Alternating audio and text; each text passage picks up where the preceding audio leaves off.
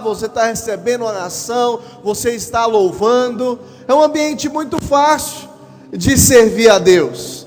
Mas o Senhor, Ele quer que você saia daqui por meio dessa palavra instruído, alimentado, com a sua espada afiada, para você enfrentar os inimigos que você vai ter ao sair daqui. Lá fora, quando você voltar para a sua vida comum, para o seu dia a dia, o inimigo, ele procura nos destruir. Os inimigos é para isso. Ele quer nos destruir. Ele quer roubar o sonho de Deus. Ele quer acabar com tudo. Mas nós temos que ter a instrução do Senhor. Primeira coisa que eu te falo é que Deus, Ele quer que você seja um campeão. Deus quer que você seja um vencedor. Em cada desafio, em cada momento da sua vida, Deus não projetou você para derrota. Deus não projetou você para ser um fracassado. Deus projetou você para ser mais do que vencedor. Você é alguém que tem uma promessa de Deus sobre a sua vida. E essa promessa tem que se fazer presente nas horas da dificuldade, nas horas da adversidade. Todos nós aqui temos inimigos. Inimigos em comum, sim, mas todos nós podemos viver a realidade da promessa de Deus, de sermos mais do que vencedores. Olha para a pessoa que está do seu lado e fala para ela: Deus diz que você é mais do que vencedor. Só quem acredita nisso, diga amém. Aleluia. Aonde está isso, pastor? Está em Romanos capítulo 8, versículo 37. Em todas estas coisas, porém, somos mais do que vencedores, por meio do que fazemos, sim ou não? Por meio de quem? De quem nos amou. Quem nos amou a ponto de ir para a cruz? Jesus. Por meio de Jesus Cristo, todos nós aqui vamos ser vitoriosos, sim ou não? Já somos.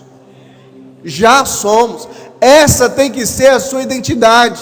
Mas o que te garante que você é mais do que vencedor? O amor dele. A identidade que você é amado. A identidade que Ele te fez para viver de vitória em vitória, de triunfo em triunfo, como um campeão nessa vida.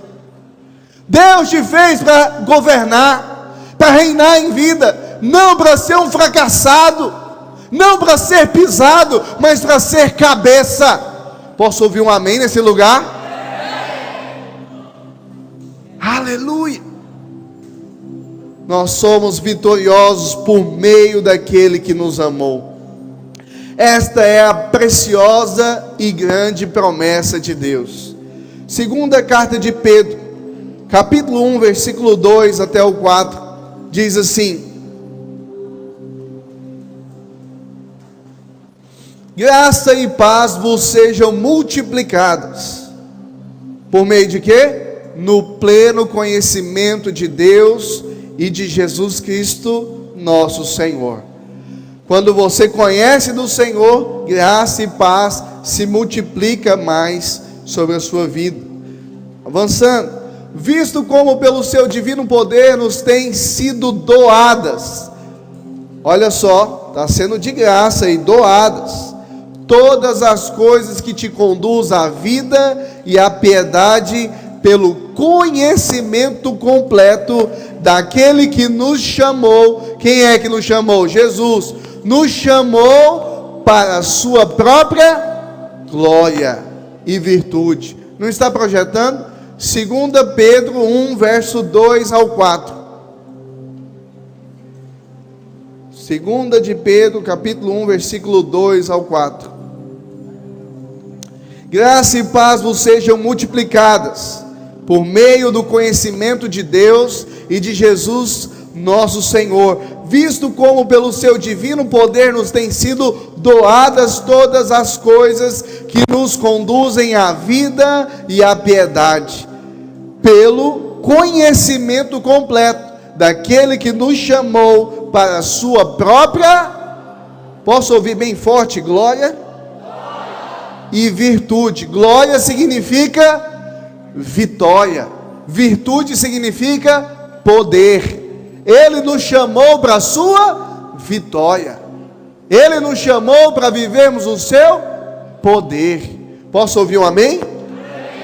Pelas quais nos têm sido doadas as suas preciosas e muito grandes promessas, para que por elas vos torneis o que, irmãos? Coparticipantes da natureza divina, livrando-vos da corrupção das paixões que há no mundo.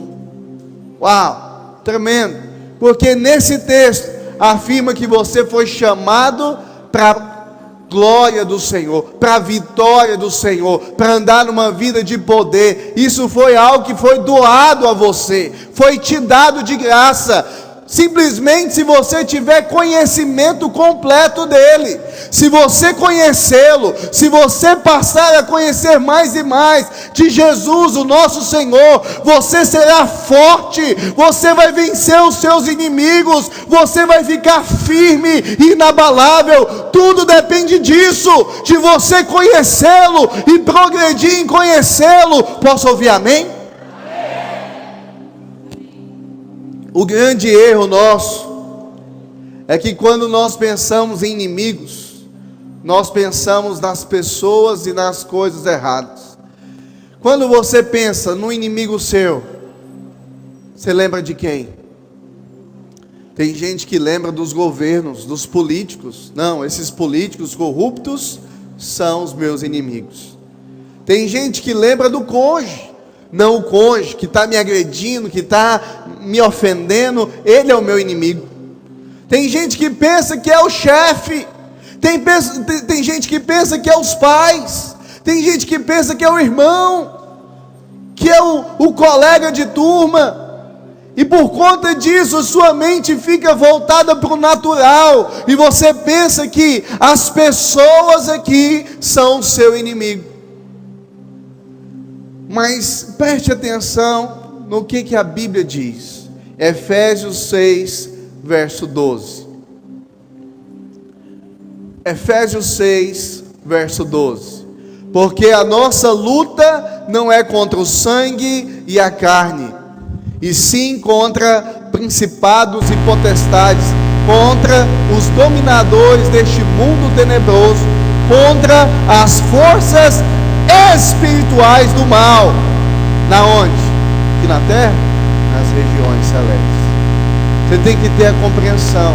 Existe um inimigo que está tramando contra a sua vida. Existe um inimigo que é uma força do mal, que ele está tramando contra você para não viver o melhor de Deus.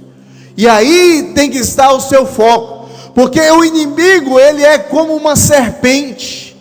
A sua arma é vir sorrateiramente, escondido, para te atacar, sem você notar aonde ele está, quem é ele. E assim ele te ataca, mas ele não é visto. Ele está te atacando, e ele vai continuar a te atacar, mas você precisa conhecer do Senhor, para você então vencer. Quem é o vencedor? A Bíblia diz: o vencedor é aquele que cumpre o propósito de Deus.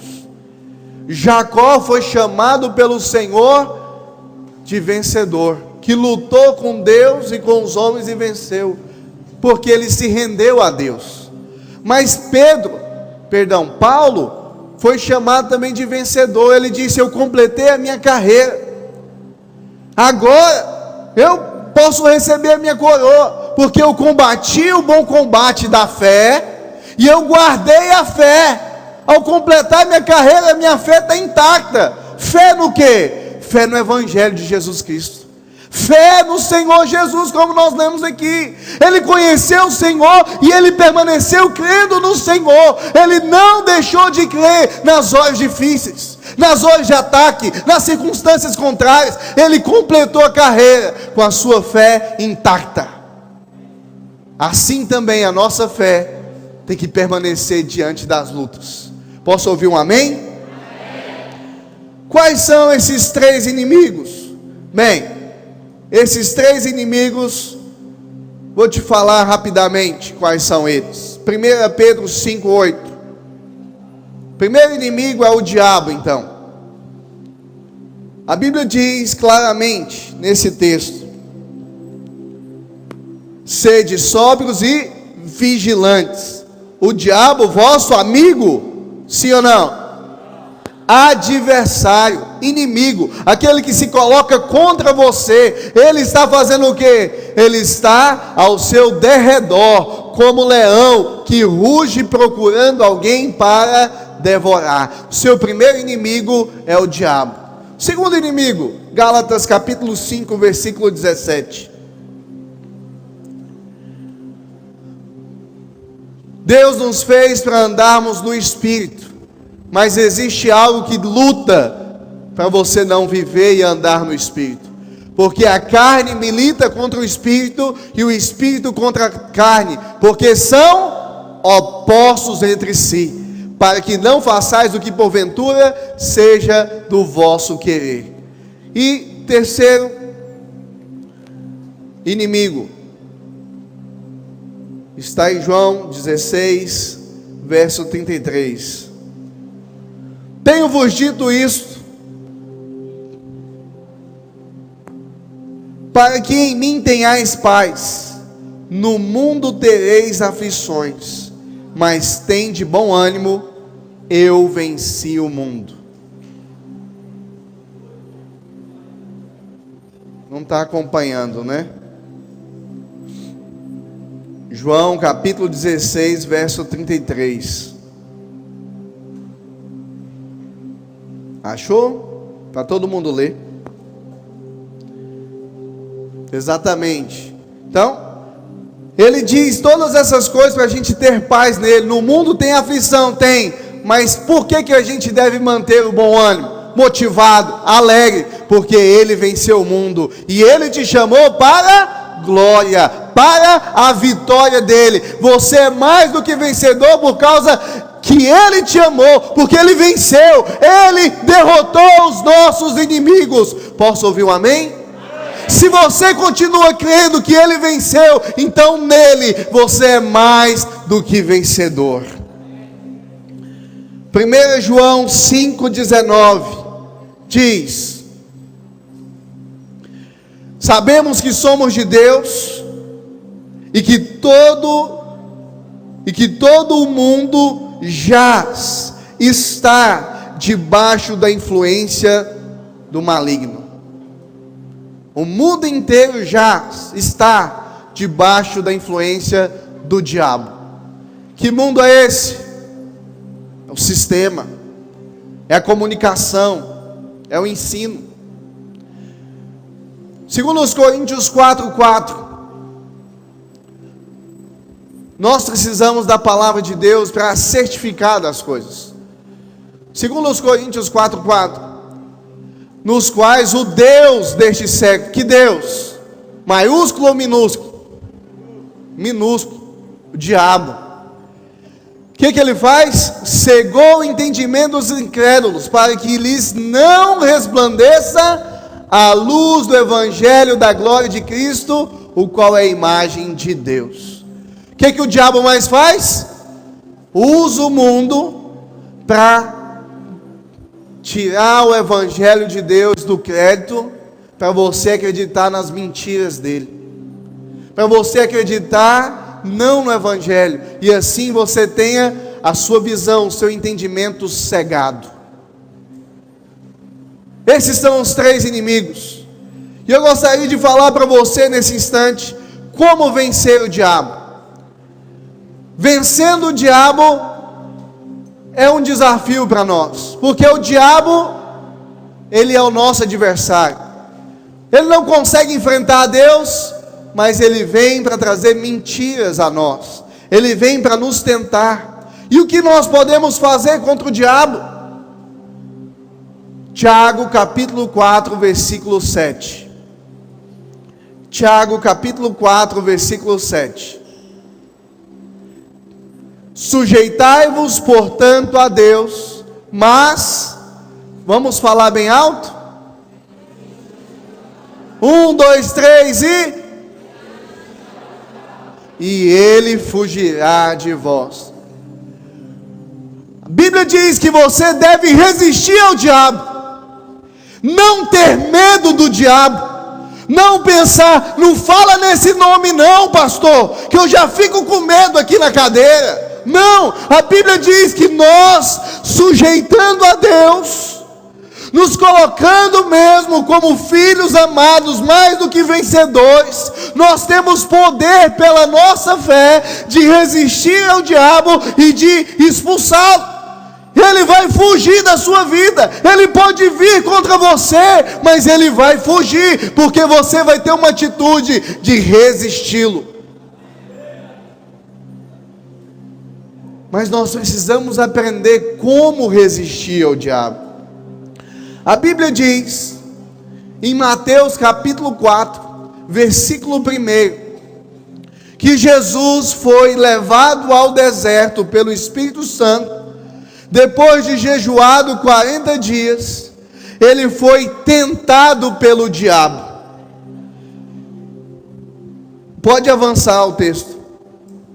E ele foi tentado pelo diabo, e o diabo disse: se tu és filho de Deus.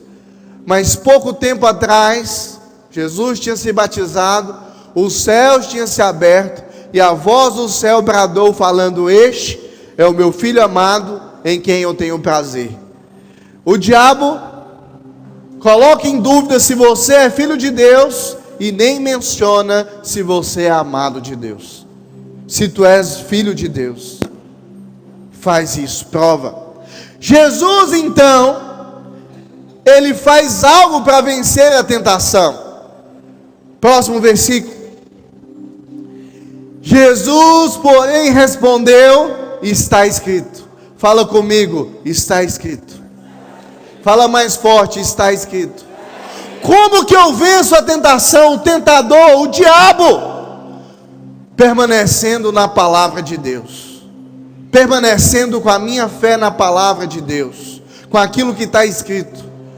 Eu gostaria de chamar o irmão Raimundo aqui em cima, fazer com ele uma rápida ilustração, para você perceber que não basta você ter a palavra sendo carregada na sua mão. O Raimundo está aqui, e ele é o seu exemplo, o exemplo de um homem, de uma mulher, que está no encontro, sendo abençoado por Deus, mas que vai voltar para sua casa.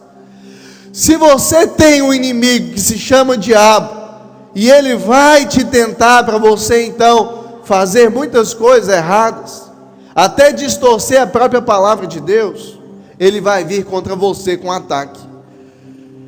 Você está ouvindo a palavra. Primeira coisa que você precisa para ter fé é ouvir a palavra. Mas eu represento o diabo, e o diabo ele sempre fica chamando a sua atenção, mandando pensamentos, para você não ouvir atentamente. Ele vem e tira a palavra do seu ouvido, da sua mente. Ele não quer que você tenha atenção, ele quer te distrair. Mas se você vence essa tentação de não ficar distraído, ao ouvir a palavra, indo para os cultos, indo para as reuniões de célula, lendo, você está ouvindo no carro, gera uma curiosidade em você. Segundo ponto para você crescer na palavra é ler. E aí ele está lendo, representa você, está lendo a palavra, está lendo, mas o diabo, representado por mim, vai vir mais uma vez querer fazer você dormir, querer fazer você não ter ânimo para ler, ficar cansado, desanimado em ler a palavra, porque ler a palavra em só ela não basta, a letra mata, você tem que avançar para um nível maior, aí você começa a estudar a palavra. Primeiro ouve, depois você lê, agora você vai num conhecimento mais profundo, você vai estudar a palavra. Aí chega nesse momento, o diabo vem. Uai, o que foi? Não caiu mais? Uai, o que está acontecendo? Eu não consigo tirar a palavra dele. Porque aí você já se fortaleceu, você ganhou raiz, você ganhou fibra, força espiritual na sua fé. Aí tem outro nível, o nível de meditar. Quem está me entendendo, diga amém. Meditar é o que? É você imaginar as histórias da Bíblia, é você cantar a palavra, é você pensar cada vez mais nela. E isso então fica memorizado, guardado no seu coração. Aí você cresceu ainda mais. E por fim, depois de você ouvir, depois de você ler, depois de você estudar, depois de você meditar, memorizar, tem o quinto e último ponto, que é o mais importante. Fala bem alto: praticar. Não sejais meramente ouvintes da palavra, mas poderosos praticantes. Porque que adianta eu saber de tudo e não praticar? É a prática que me faz mais do que vencedor. Amém? Glória a Deus. Aí esse irmão vai ver o diabo vindo contra ele. O que ele vai fazer? O que ele vai fazer?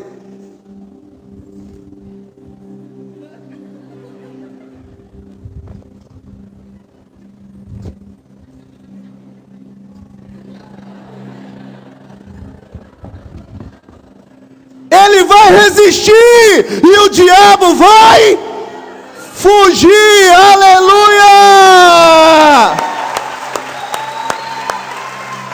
Glória a Deus!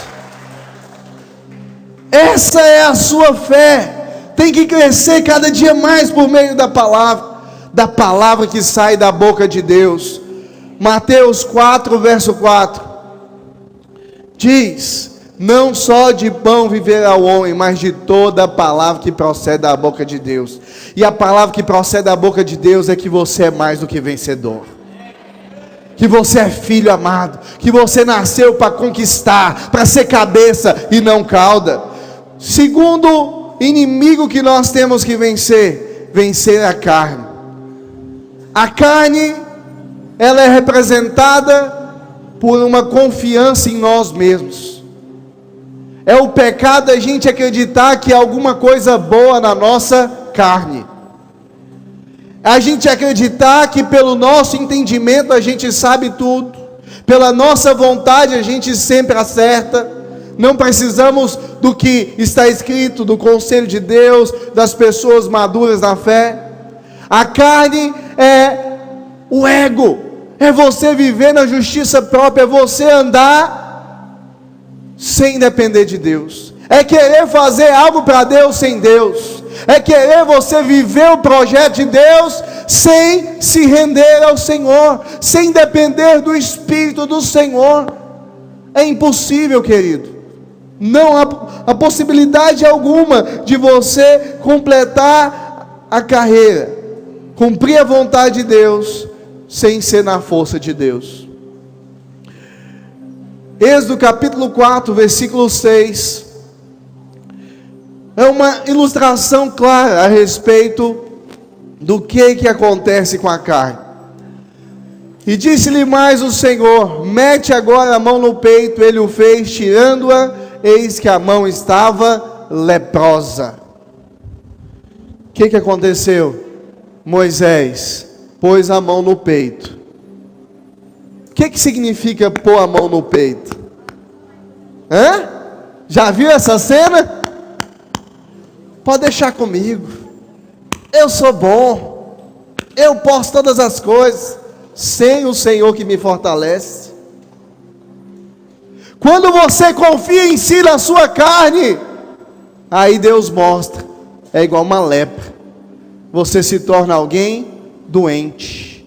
Alguém incapaz. Alguém insensível em perceber o Espírito, alguém totalmente fadado ao tropeço, à queda, à falência, porque a carne não te leva a viver o melhor de Deus. Mas o que é essa carne, pastor? O que vem ser essa carne? Quais são os perigos que existem de eu andar na carne? Bem, irmão, a carne ela tem muitos perigos, porque tudo aquilo que nós desejamos na carne é algo ruim, é algo que Deus não tem para nós. Gálatas capítulo 5, versículo 13 diz: irmãos, vocês foram chamados para a liberdade, mas não usem a liberdade para dar ocasião à vontade da carne. A carne tem vontade, sim ou não? Sim. Pelo contrário, sirvam uns aos outros mediante o amor. Capítulo 5, versículo 16 de Gálatas diz: por isso digo, vivam pelo Espírito, e de modo nenhum satisfarão os desejos da... Tem satisfação na carne, sim ou não? Tem, mas não satisfaça não, de modo nenhum. O Senhor fala, não pense em andar por esse caminho. E o que é então, pastor, esses desejos estranhos da carne? É você trair, é você se prostituir, é você desejar a mulher do seu próximo, é você roubar, é você ficar com inimizade, com intriga, é você então gerar divisão, é você então gerar facção, é você produzir todo tipo de males, porque a carne faz isso. E às vezes você fica querendo pagar o mal que alguém te fez com outro mal. Isso é carne, irmão. Nós não vencemos assim. Nós vencemos quando recebemos o mal pagando com bem. Você nunca vence o ódio com mais ódio. Você vence o ódio com o perdão. Posso ouvir um amém nesse lugar? Gálatas capítulo 5, versículo 19. Ora, as obras da carne são manifestas: imoralidade sexual, impureza e libertinagem, idolatria e feitiçaria, ódio, discórdia, ciúmes, ira, egoísmo, dissensões, facções, inveja, embriaguez, orgias e coisas semelhantes. Eu vos advirto, como antes já vos adverti: os que praticam essas coisas não herdarão o reino de Deus. Mas o fruto do Espírito é amor, alegria, paz, paciência, amabilidade, bondade, fidelidade, mansidão e domínio próprio. Contra essas coisas não há lei. Os que pertencem a Cristo Jesus crucificaram a carne com as suas paixões e os seus desejos. Se vivemos pelo Espírito, andemos também pelo Espírito. Quem nasceu de novo aqui? Quem voltou para a casa do Pai? Levanta a mão. O Senhor está dizendo: agora ande como o Pai. Ande em santidade, ande em pureza, ande no Espírito. Não ande mais pela carne. Como que nós podemos vencer a carne? Primeira coisa, nunca confie nela. Não confie na sua carne. Por quê, pastor? Todo que se acha forte, ele é fraco, ele cai. Mas quando você se acha fraco, você vigia. Você então não faz determinadas coisas, porque você sabe que na sua carne não habita bem algum. Romanos capítulo 7, versículo 18. Porque eu sei que em mim, isto é, na minha carne, não habita bem nenhum. Olha para cá, meu irmão. Você só vai ser um vencedor sobre a carne quando você reconhecer que na sua carne não tem bem nenhum. Você não consegue agradar a Deus na sua carne, só dependendo do Espírito Santo. Só dependendo do Espírito Santo. Você precisa dele. Por isso que você tem que se envolver nas orações. Por isso que você tem que estar nos cultos. Por isso que você tem que estar junto com os irmãos diariamente. Porque se você não se enche, não se alimenta do Espírito de Deus para fortalecer o seu espírito, você vai fortalecer a sua carne. E fortalecendo a sua carne, você vai perder. E você não está aqui para perder. Você está aqui para ser mais do que vencedor. Outro ponto importante está em Mateus capítulo 5, versículo 29. Você não deve confiar na carne, mas também você deve tratar o pecado com radicalidade. Se o teu olho direito te faz tropeçar, arranca-o. Volta, querido. Isso. Arranca-o e lança-o de ti, pois te convém que se perca um dos teus membros e não seja todo o teu corpo lançado no inferno. Escuta, aqui Deus não está querendo que você mutile o seu corpo, corte um braço, tire um olho mesmo. Não, Ele está falando no sentido alegórico. Você tem um amigo que te leva a prostituir? Corta essa amizade. Você tem um namoro que está te levando a distanciar de Deus? Corta esse namoro. Você está tendo algum professor que está colocando você contra o Evangelho de Cristo? Deixe de acreditar nesse professor e de admirá-lo. Deixe de ouvi-lo. Quem está me entendendo aqui, diga amém. Tem algum lugar que, se você for, é certo que você vai pecar? Tire esse lugar da sua vida. Não vai mais lá. Isso é ser radical contra o pecado. Para você não dar lugar à sua carne. Posso ouvir amém? Irmão Raimundo, sobe aqui rapidinho.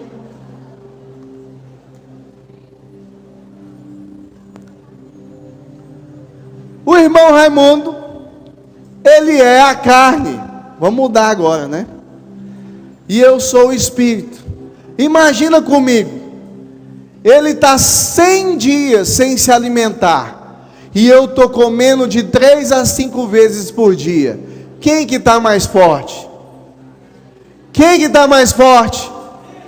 Se eu vou contra ele, e ele vem contra mim, o que vai acontecer?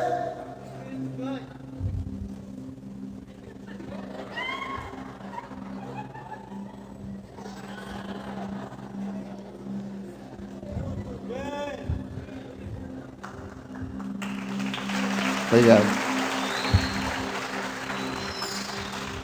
A questão é que às vezes a gente alimenta muita carne, fica pensando muito em inveja, em vingança, em como que aquela pessoa fez aquele mal para mim, e fica alimentando a carne.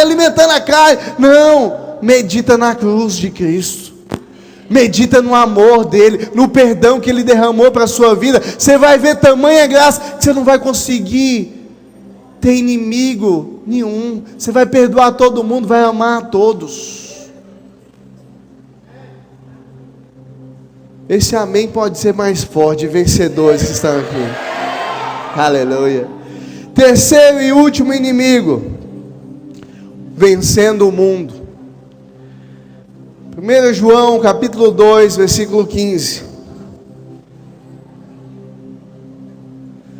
Não ameis o mundo, nem o que no mundo há. Se alguém ama o mundo, presta atenção nisso. Se alguém ama o mundo, o amor do Pai não está nele. Porque tudo que há no mundo, a concupiscência da carne, a concupiscência dos olhos e a soberba da vida, não é do Pai, mas do mundo. Amar o mundo é amar a essência de tudo aquilo que é um prazer que não está em Deus. Tudo aquilo que é algo que tira Deus como seu amado, que tira o Pai como seu amado, que, sabe, disputa a posição no seu coração.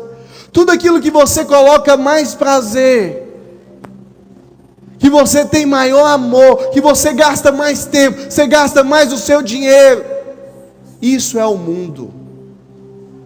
Se não é Deus, é o mundo. E eu vou te falar, o mundo é assim, quer que você anda na soberba, quer que você deseje, e nunca pare de desejar só para ter o status,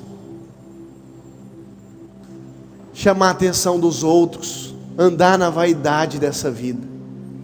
Sabe, meu irmão, tudo que há no mundo passa, mas aqueles que fazem a vontade de Deus, esses vão fazer algo eterno. E é interessante, quando nós falamos de mundo, o mundo ele é dominado pelo diabo. O sistema deste mundo, todos os sistemas que há no mundo, seja o sistema da mídia, está dominado pelo diabo. Você vê o diabo na Rede Globo. Quem vê aí? Sim ou não? Você vê o diabo colocando só morte, violência, traição, adultério, casa, descasa, torna casar de novo e outras coisas. Por quê? Porque o diabo quer propagar a mensagem dele. O diabo está pregando toda hora, e às vezes a gente não percebe, mas ele está pregando aquilo que ele mostra para você que é o melhor, aquilo que é a boa notícia dele para você. Ei, acredita nisso daqui, vem curtir aqui um baseado, vem curtir aqui uma cocaína, vem dar uma cheiradinha. Por quê? Porque quando você acredita na boa notícia do diabo, você vai correndo atrás daquilo para satisfazer suas paixões, suas necessidades. O seu prazer está então naquilo. Se tirou Deus. Mundo é assim. Eu vou te dar um exemplo. Sistema educacional. Você acha que as pessoas aí fora estão ensinando que há um Deus que criou os céus e a terra? Não. Veio pelo Big Bang. O homem se tornou algo evoluído. Mas não é só isso. Eles ensinam como o homem está no centro. Tira Deus completamente da vida das pessoas, para elas crescerem cada vez mais céticas. Mas eu sei que você acredita em Deus. Só que isso não é o suficiente. Você vê também no sistema educacional afetando diretamente as crianças. É kit gay, para mostrar que a família pode ser de várias formas, colocando de lado então a família tradicional judaico-cristã, pai, mãe e filho com os irmãos. Querem cancelar isso, porque quem controla a informação, controla o resultado, está ali inculcando na cabeça das crianças. O sistema do mundo é esse. Mas o sistema social, você vê muita gente passando fome, onde o pobre se torna cada vez mais pobre e o rico ficando cada vez mais rico. Se não for o evangelho de Deus para trazer prosperidade às pessoas, está perdido nesse mundo. Sistema eclesiástico. O diabo coloca alguns pastores em evidência, algumas igrejas em evidência, que são mercenários, pastores corrompidos, pessoas com igrejas que são, na verdade, falsos ensinos. Para quê? Para trazer descredibilidade ao evangelho, para você então não acreditar e se distanciar. Outra coisa, o sistema artístico. Você vai ver um teatro agora é tudo banalizado, é gente fazendo rodinha, um enfiando o dedo no ânus do outro. O que é isso? Banalização, vulgarização. Mas não só isso, produzem muitos ídolos, muitas pessoas das quais estão na moda. E a modernidade é o seguinte: deixe de ser conservador, deixe de ser quadrado, seja redondinho, se vista transparente, se vista com esses mini short, seja na moda. Quantas coisas então, quadros raciais, libertinos, sistema musical então, Quantos aí não ficam cantando a música da sofrência? Quantos não ficam aí declarando que você é um perdedor? Declarando então que você é alguém que é um malandro. Vou viver na vida de uma forma malandra. Quantos não estão cantando? E a Bíblia diz em Provérbios 23, 7, parte A: porque como imaginou no seu coração, assim ele é. E aí você começa a falar, começa a pensar, começa a cantar, às vezes involuntariamente, nem pensa tanto, mas aí você acaba se tornando aquilo que você está falando. Você começa a profetizar coisa ruim para a sua própria vida. E eu vou te perguntar aqui: você acha que alguém que ama futebol, está na hora do jogo do time dele, e está na hora do culto também, você acha que ele fica em casa ou ele vai para o culto?